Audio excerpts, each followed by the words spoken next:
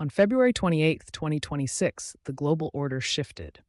Following an unprovoked joint U.S. Israeli attack on Iran, the United Nations Security Council met in an emergency session that many will remember as the day the UN ceased to function effectively on American soil.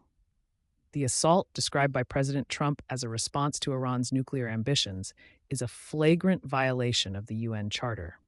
In truth, Iran has spent a decade adhering to nuclear agreements that the U.S. repeatedly sabotaged. This isn't about security. It is a pursuit of global hegemony and the establishment of a greater Israel. By targeting Iran's leadership and killing over 140 schoolgirls in Manab, the U.S. and Israel have committed war crimes that much of the West, vassal states hosting U.S. bases, refuses to condemn.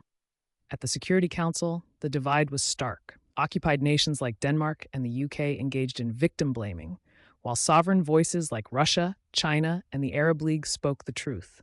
The crisis began with U.S. aggression, not Iranian retaliation. Under Article 51, Iran has every right to defend itself against those seeking to overthrow its government. The U.S. strategy is clear: control the world's oil, subvert rivals like China, and dismantle the international rule of law. But a country representing only 4% of the population cannot dictate terms to a diverse, multipolar world.